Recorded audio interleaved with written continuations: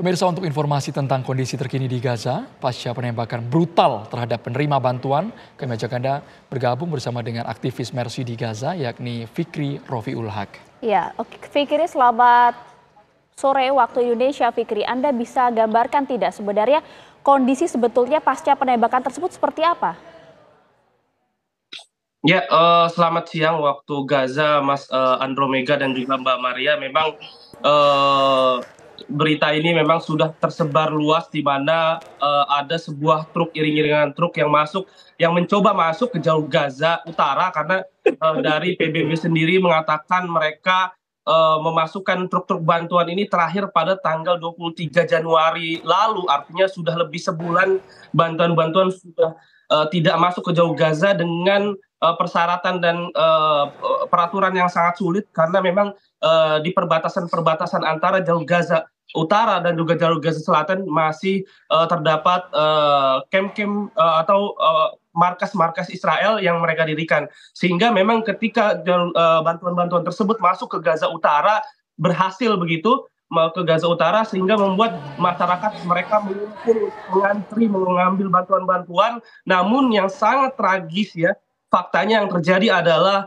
dari pihak Israel mereka menyerang langsung ke antrian-antrian pada warga sipil yang mereka memang sangat-sangat kelaparan, di mana truk-truk itu sangat sulit masuk ke Gaza Utara. Bahkan kabarnya yang saya dapatkan dari jurnalis lokal ya dari utara, mereka setiap hari melihat banyaknya sekali anak-anak kecil yang mati kelaparan, bahkan mereka harus memakan pupuk, memakan pakan ternak dan juga rumputan akibat tidak adanya makanan, serta mereka memakan pohon kaktus karena memang akibat kurangnya minim pasokan makanan yang ada di Gaza Utara. Sehingga ketika truk-truk bantuan masuk itu mereka mengantri sangat panjang dan padat, masyarakat mereka mengantri di truk-truk bantuan, kemudian pihak Israel mereka menembaki secara brutal, walaupun sebenarnya pihak Israel juga sudah membuat statement bahwa mereka tidak menembaki. Yang terjadi adalah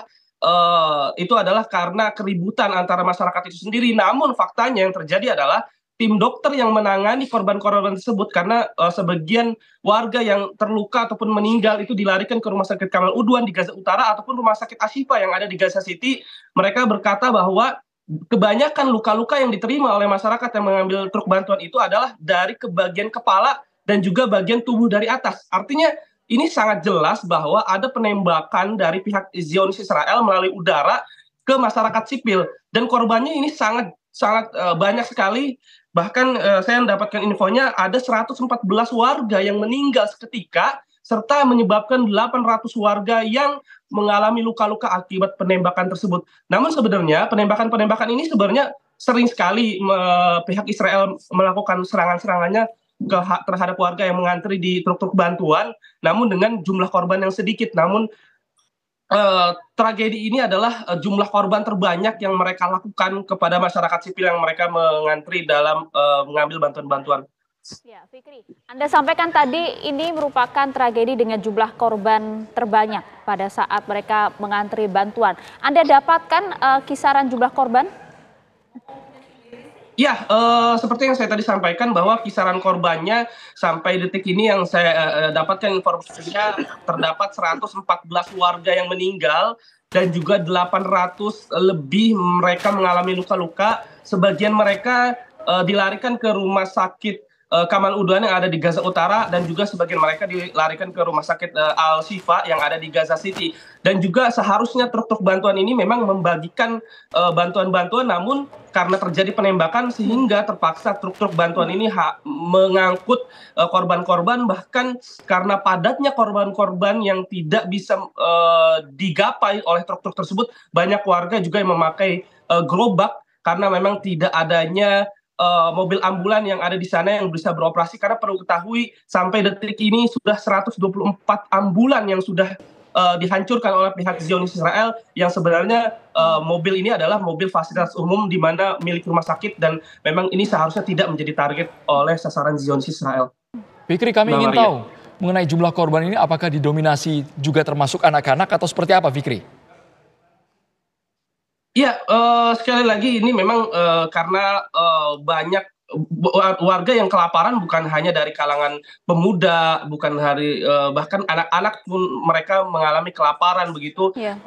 Para wanita juga mengalami kelaparan, para lansia juga mengalami kelaparan. Seluruh masyarakat warga Gaza saat ini mengalami kelaparan yang sangat hebat, sehingga memang banyak sekali juga korban ini dari kalangan anak-anak begitu, karena mereka juga ingin mengambil jatah bantuan mereka, sehingga juga terdapat dari kalangan wanita, sehingga memang mayoritas korban dari ini adalah anak-anak dan juga perempuan, karena memang setiap pemboman massal terhadap Zionis Israel yang sangat random ini, yang paling sering terjadi korbannya adalah anak-anak dan juga wanita, Mas Andro.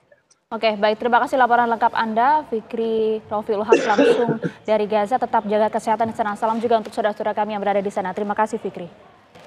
Pemirsa, Mahkamah Konstitusi menyatakan ambang batas parlemen atau parliamentary threshold 4% harus diubah sebelum pemilu serentak tahun 2029.